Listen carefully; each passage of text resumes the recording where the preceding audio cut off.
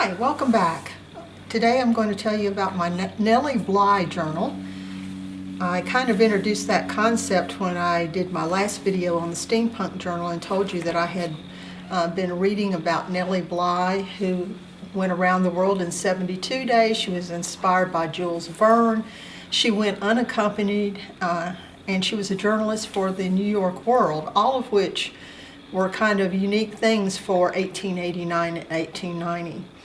And I was trying to decide about the cover, and I came across Nik the Booksmith's courses on book structures, and this is the Florence book structure, and fell in love with that, so decided to use that for the cover of this book.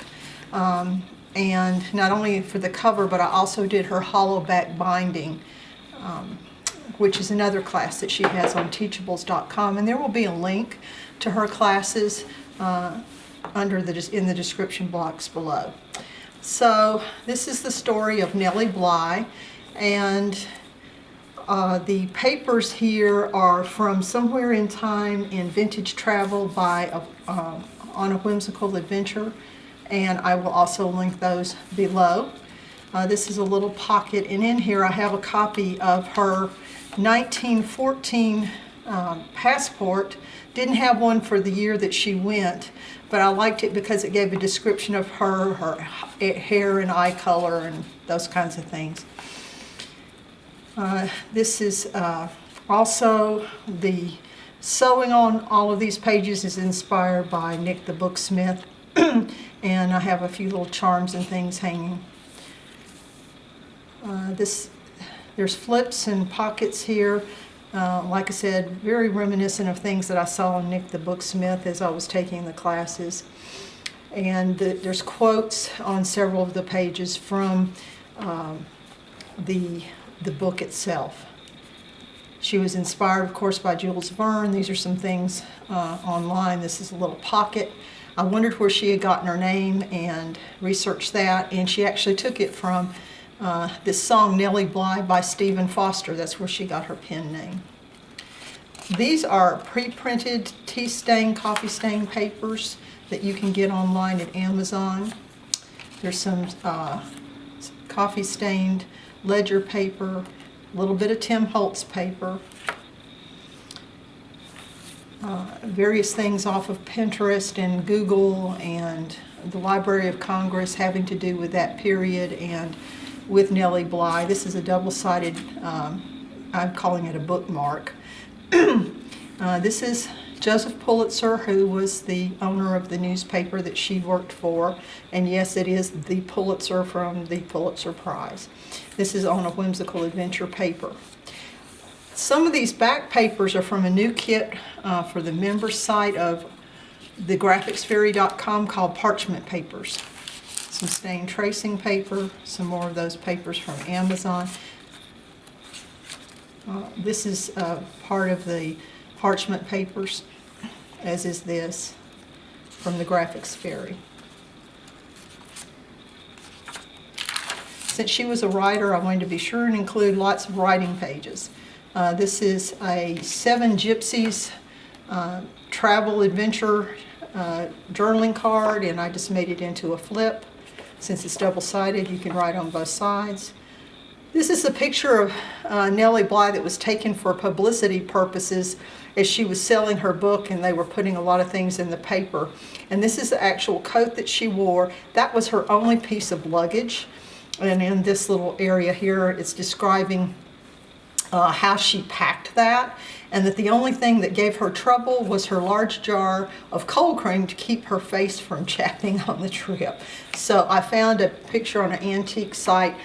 This is 1800s cold cream jar. I have no idea what brand of cold cream she carried, but I just thought that was kind of a humorous addition. This has a little sewn pocket. Just some more of those writing papers.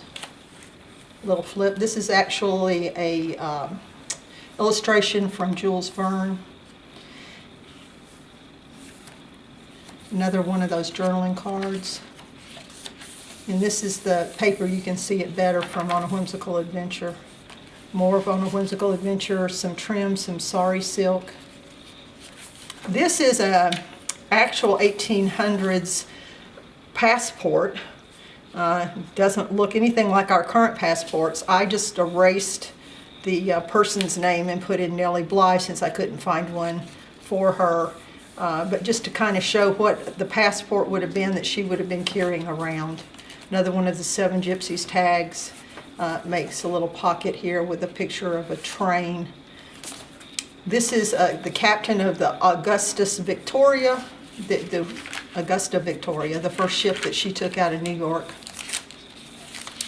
And then she landed and went to London and Brindisi. So I found this little ad. And once again, this is Tim Holtz paper. More of the Graphics 45. Both sides of that. Here's a picture of Mr. and Mrs. Jules Verne. And then this is a little card I made from online. There's a newspaper article showing her Nellie Bly's trip around the world, and that's that little tag. And this is another quote out of the book telling how Jules Verne had a map on his wall showing how Phileas Fogg went around the world in blue, and he took another pencil and drew on where Nellie was planning to go and how she was planning to do the journey and where the differences were. And they were communicating it, you know, through an interpreter because she didn't speak French and he didn't speak English. Another one of those papers from On a Whimsical Adventure, Graphics Fairy. Another piece of Tim Holtz. One of the trains from that went to Brindisi from that era, a photograph. Another little charm in sari silk. And this is a kind of a celebration. They were doing a play of Jules Verne, and then this is a cover for her book, 7 Gypsies card. On a Whimsical Adventure, these 2 pages. This is a picture of the lighthouse in Brindisi, and the reason I decided to show that is that when she got there, she would so hope to be able to see the sea and the beautiful color of the water, but it was foggy, and this is a little quote about the fog, and she was unable to see anything. But I put the little picture in there, just as part of the book. This was an online map, and I just put that in there and then backed it with one of the 7 Gypsies cards. She went to several, of course, British territories, and so I put some postage in there, India being this one. Later on there's others. Another one of the ships that she was on, this is the Cathay. More of On a Whimsical Adventure paper, Tim Holtz. She also went to Ceylon, and here's a picture from that era. She actually says at the end of the book that her biggest regret is that she, in her haste, had forgotten to grab her Kodak. That was the year that Kodak camera had come out with the box camera for amateur photographers. And while she's on the trip, she's envying everybody who has a camera because she didn't get to take any pictures. These are from On a Whimsical Adventure. This is a picture of the board game that they made later on about her adventure. All sorts of funny rules and little cards to get you around to the middle, to go around the world.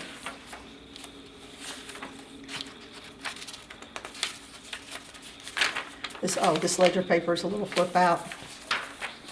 She really liked Japan. She stayed at the Grand Hotel in Yokohama. She had some cute things about the Japanese women. She was really enamored of their costumes and the comfort level of them and the way they were able to sit on the floor. She describes going to a tea service and trying to figure out what to do with her legs when she was trying to sit down gracefully, and it was really cute. They sang some songs to her on her way back home on one of the ships, and So I put sheet music from the songs that they sang. Another 7 Gypsies card that's a flip. Another picture from Japan, little tag. More of that Parchment paper series.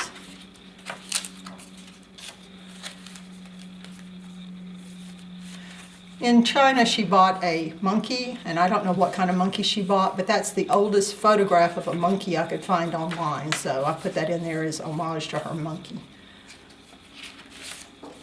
And several of the ads in the paper, or for products that I guess she endorsed when she got home, they have a picture of her holding the monkey. This says, for Nellie Bly, will win or die, January 20th, 1890. The guys on the Oceanic actually engraved that into part of the machinery of the ship and showed it to her. This is just a drawing someone did of onboard life of the ship. There's one of those where she's carrying the monkey. This is from a children's book, but it talks about the circulation of the paper and how she improved it. That's one of the Tim Holtz little word bars.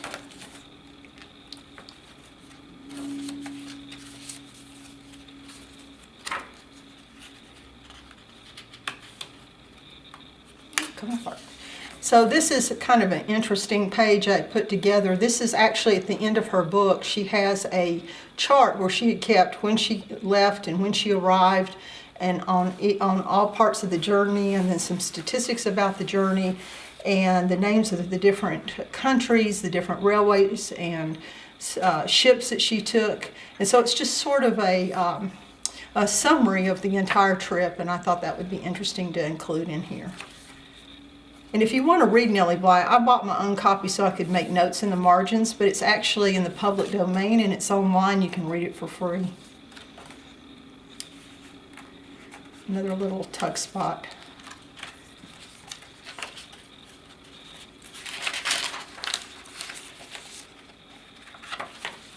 And they made a show, Broadway show about Nellie Bly, and this is some of the music and things out of it, so I put that in there after she got back.